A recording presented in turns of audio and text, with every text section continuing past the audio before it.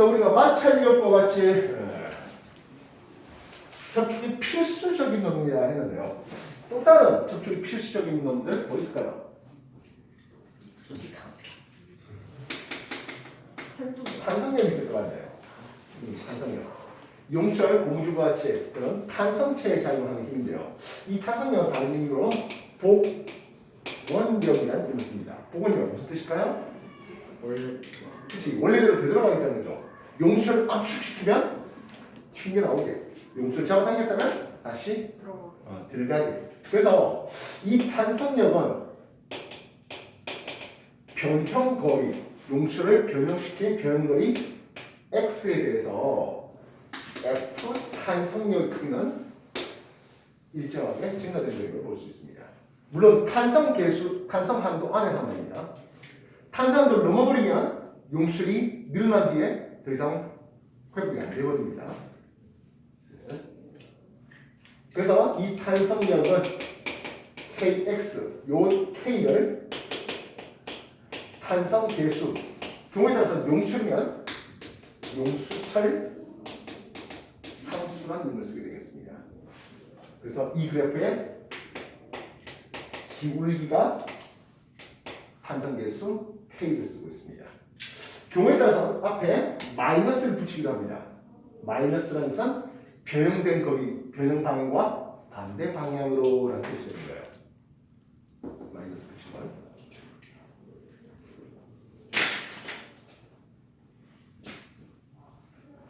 난 용수철에 접촉하는 상태에서 용수를 늘릴 수 있다.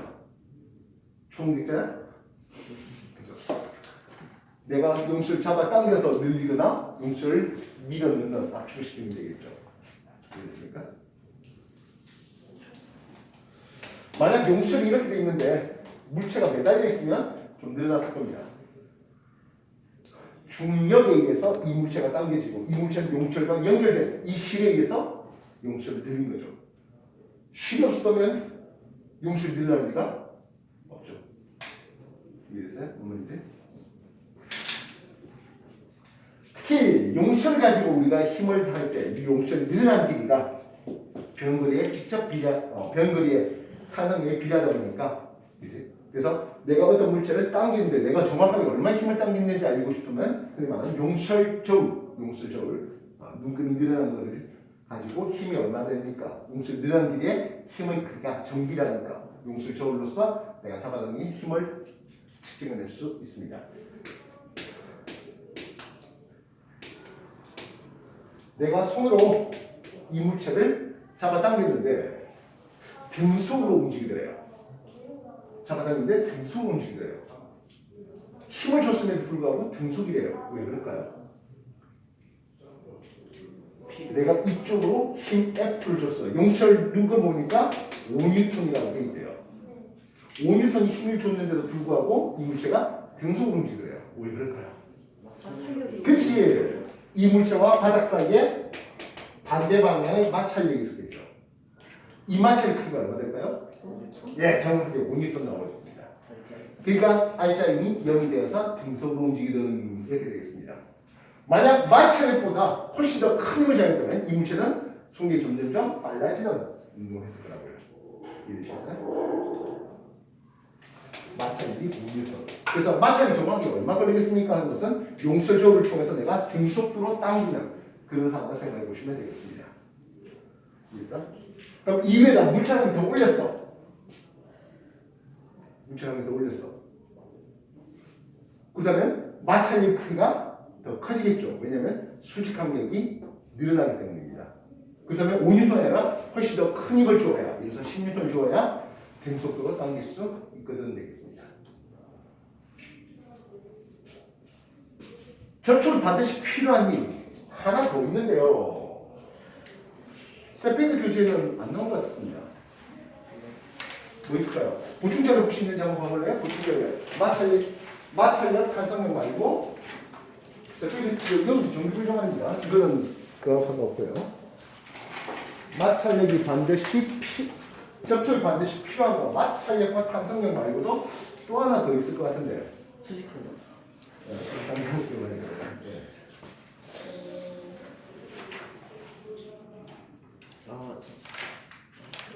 있을 것 같아.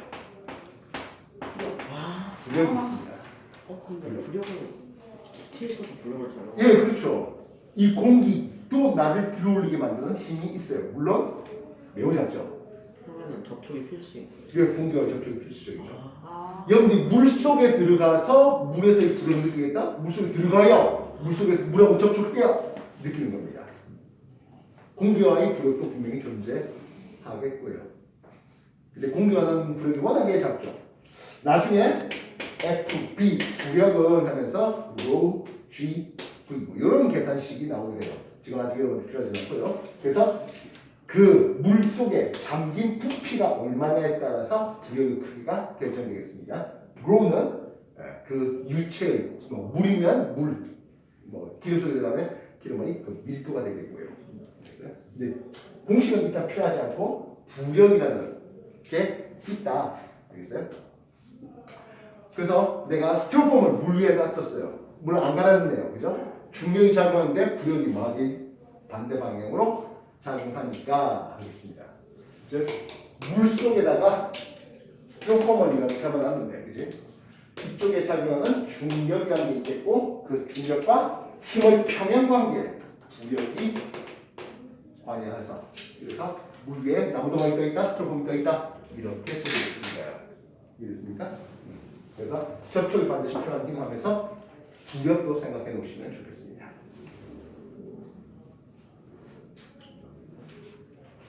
그러면 접촉과 무관한 힘 어떤 것들이 있을까요? 그렇죠. 중력이네요. 그 외에 전기력이라든지 그렇죠. 자기력. 특히 오늘 관심 있는 건 아무래도 중력이겠습니다. 계속적으로 위험할 때는 MG 하면서 중력에 대해서 소개되고 있는데요. 중력, 지구가 물체를 당기는 힘, 이걸 우리는 중력이라는 이름을 씁니다. 중력방은 어느 방향이죠? 지구 중심. 그렇죠. 지구 중심 방향이에요. 중력의 크기는 왜 비례할까요? F 중력은 mC에서 물체의 질량에 비례될 수 있습니다. 이해됐습니까? 즉, 여러분들하고 나는 내가 질량이 더 크죠? 혹시 내보다 더 질량 큰 사람 있어요? 없죠?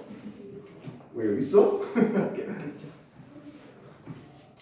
예. 그럼 여러분하고 나한테는 질량에 따라서 내가 더 큰 질량이니까 내가 더 큰 중력을 느끼겠습니다. 즉, 다시 말하면 나한테 걸리는 중력의 크기를 체중, 무게라고 하겠습니다.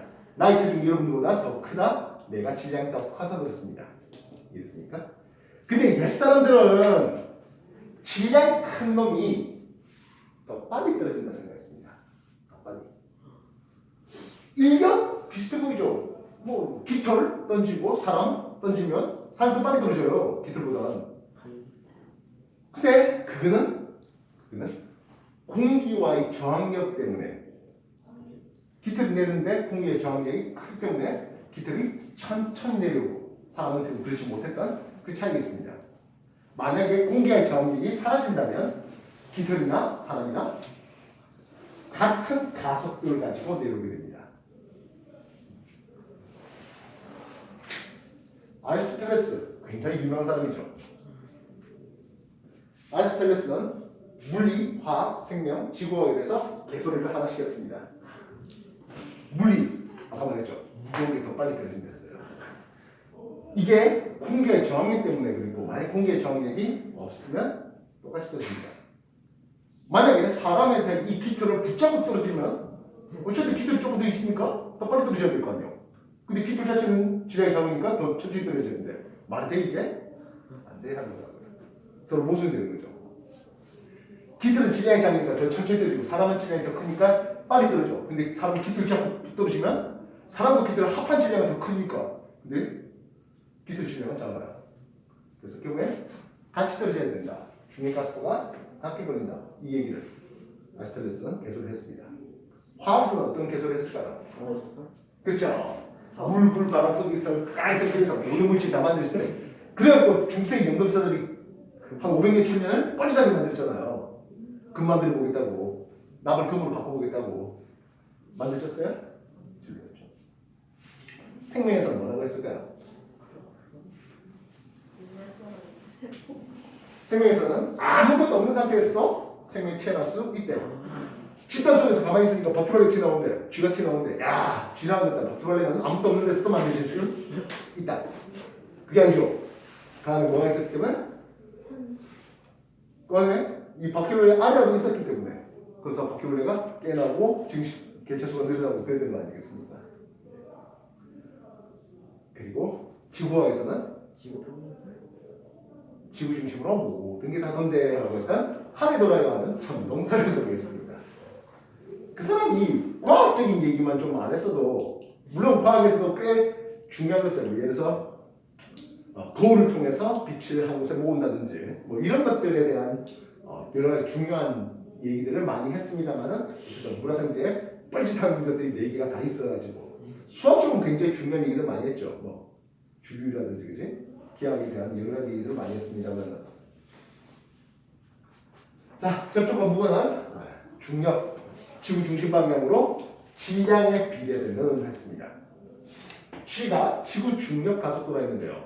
이 중력 가속도는 지구에서의 중력 가속도와 달에서의 중력 가속도가 같을까요? 아니죠. 달에 올라가면 중력이 좀 작아진대요. 질량은 바뀔 거 없는데 중력 가속도가 작아져서 그렇습니다. 달의 중력 가속도가 작아져서 그렇습니다. 엄밀히 말하면 두 물체 M1, M2가 거의 R만 걷어졌을 때 이때 두 물체 사이에 작용하는 중력이 있어요. F 중력은 만유의 상수 G에 6.6 10만 34승 정도 되는 건데요. 떨어진 도리 제곱의 반비례하고 질량 곱의 M1, M2에 비례해야 하는 이게 만유력 중력 나타내는 식이 되겠습니다. 이거 누가 발견했다고요? 네, 그렇죠. 뉴턴이 발견했다 되겠습니다. 만약에 질량체가 매우 큰 질량체가 있었다면 하겠어요. 지구 반지름 라잘 6,400km 얘기하고 있습니다. 지구 반지름에 대해서 그렇게 큰 차이 없는 거리에 스몰 m이라는 물체가 있었다면 이때 작용한 힘은 G에 지구 반지름 R 제곱에 대해서 라지 m, 스몰 m 이렇게 잡게 되는 거예요. 이걸 우리는 m, G로 삼습니다. 그래서 이놈이 같은 거라고요. 나중에 여기 전기력 할 때 전기장 이렇게 배우게 됩니다. 전기장. 물론 자기를 할 때 자기장 얘기 나와요. 이게 중력장의 크기가 됩니다. 중력장의 크기. 아마 그 정도쯤 되려면 서킷 3F를 풀어야 될 때입니다. 그래서 만약에 지구 반지름이 지금보다 2배 더 커진대. 질량은 똑같은 상태에서 2배 더 커진대. 이래서 지구가 부풀어 오르는 거 봅니다. 질량은 똑같은 상태에서 2배 더 커진대. 그럼 중력의 크기는 4분의 1로 줄든지 하겠다고요. 이해됐어요? 만약 지구가 똑같은 질량인데 반지름 2분의 1이 되게 압축된다면 중력의 크기는 4배 더 커지겠지. 이런 식으로도 얘기할 수 있죠. 이해됐습니까? 그래서 이제 추가적으로 다른 행성에 간다면 다른 행성의 반지름, 다른 행성의 질량을 대입하면 하겠습니다. 화성은 지구 중력보다 약 3분의 1밖에 안 된다고 알려져 있습니다. 뭔 뜻입니까? 화성의 반지름도 작고 질량도 작은데 어쨌든 화성의 반지름과 질량을 해보니 화성의 반지름과 화성의 질량을 넣어보니 지구 중력 가속도의 3분의 1에 해당하는. 이해됐어요? 반면 목성에 집어넣으면 약 10배 정도 됩니다. 목성에서의 표면 중력은 뭐다? 지구보다 10배나 더 크다는 거예요. 즉 여러분들을 갖다 놓으면 지금 여러분들이 이 지구상에서 느끼는 무게의 10배가 걸린다는 뜻이죠. 목성이라는 기체니까 뭐 서 있을 수는 없겠습니다만 만약 서 있을 수 있다면 여러분 무게의 10배가 걸리겠다는 거예요. 여러분들을 각각 9명을 더 엎어놓고 얹어놓고 이어놓고 그렇게 느끼는 힘이 되겠죠. 견딜 수 있을까요? 그래서 나중에 외계 행성을 탐사한다 하더라도 사람이 견딜 수 있는 중력이라면 근데 사람이 살아갈 수 있겠지만 그보다 더 큰 중력이면 견딜 수 없을 정도의 중력이면 못 살 수 있겠죠. 예전에 영화 편이 있었는데요. 화성에서 사람이 태어났어요. 화성에서 사람이 태어나면 합법하죠. 화성에서는 중력이 지구 중력의 3분의 1이에요. 그럼 그 화성에 적응된 사람 아니겠습니까? 그 사람 만약에 지구에 놀러 왔어. 어떻게 될까요? 3배 더 큰 무게가 걸려요. 그 사람의 뼈가 그걸 견딜 수 있을까요? 부러지죠. 그렇죠. 그래서 그 뼈를 강화하기 위해서 뭐 탄소 나노섬유 뭐 이런 데 붙이고 뭐 이런 얘기들이 나오게 되는 얘기들도 있었습니다. 자, 지금까지 한 거 정리해 주십시오. 가벼운 대로 하면 어떻게 돼요? 이제 달에 올라간 여러분들 사진들이 있을 건데요. 달의 중력은 지구 중력은 6분의 1임을 알 수 있습니다. 그러니까 일반적으로 우리가 생각해서 그런 느낌 하면은 딛는 이 속도가 그러니까 이제 일단 부자연스럽습니다. 그래서 달린다 생각하면 한참 뜨는 거죠. 나중에 뭐 한 루트 6배 정도 그렇게 지구 중력과 속도 6배 차이 나니까 루트 6배 정도 시간이 최고 시간이 걸립니다. 즉 내가 이렇게 점프했다 내려왔잖아요. 이 시간보다 루트 6배 그러니까 2배 좀 더 시간 걸립니다. 그러다 보니까 내 힘대로 달리면 몸이 먼저 나가서 엎어집니다. 그래서 여러분들 그 아폴로 달착륙한 사람들 보다 보면 뒤뚱뒤뚱 걷다가 엎어지는 장면들도 한번 본 적 있을 겁니다. 그거 삭제해달라고 했는데 나사에서 그냥 그대로 풀었네요. 그래서 너무 중력이 커도 너무 중력이 작아도 사람 살아가는데 분명히 불편함이 있고요.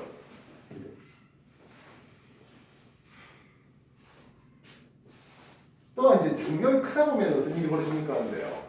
왜 혈액을 이런 것들이 다들 밑으로 내려오려고 할 거잖아요. 그렇지 않겠어요? 그럼 어떻게 돼요? 심장이 좀 더 세게 泵해야 되는 거죠. 이해되시겠어요?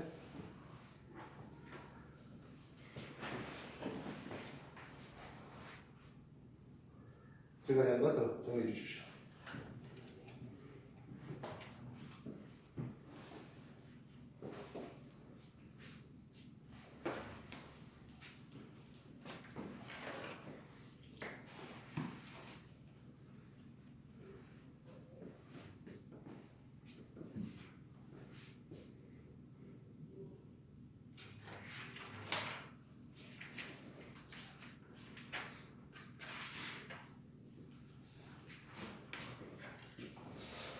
재밌게도 전기력과 자기력은 같은 급끼리는 밀어내고 서로 다른 급끼리는 끌어당기는 인력과 충력이 둘 다 적합니다. 중력은 만유인에 비해서 끌어당기는 힘만 있어요. 지향체 가진 놈들이 밀어내는 힘은 현재까지는 발견하지 못하고 있습니다. 그래서 왜 서로 끌어당기는지 이거는 아직까지 과학자들이 밝혀야 될 숙제가 되겠어요. 다시 말하면 전기력과 자기력이 밀어내는 청력이 있다면 중력이 되더라도 흔히 말하는 방중력이죠. 진양 가진 놈들이 서로 밀어내는 힘이 뭐 있지 않을까 하는 생각이죠. 그래서 나중에 지구과학 쪽에 들어가면 이제 뭐 우주가 팽창시키는 뭔가의 힘, 그 뭐 암흑 에너지를 하자 뭐 이런 것들까지도 조금 더 뭐 연결될 수도 있겠습니다. 자, 이제 여러분들이 연습 문제를 좀 풀리는데요. 세페이드 12책 10페이지에서부터 보면 개념 확인 문제, 그죠? 확인했습니까? 그 다음에 개념 다지기 14페이지, 이후에 유형 읽기 16페이지가 있네요. 일단 최대한 빨리빨리 좀 풀어보십시오. 알겠습니까? 어느 정도 여러분들이 좀 풀었다 하면은 한꺼번에 질문 받도록 하겠습니다. 알겠습니까? 시작하십시오. 문제 풀고 채점하고 문제 풀고 채점하고 그렇게 할 수 있도록 답지 가지고 있죠? 네.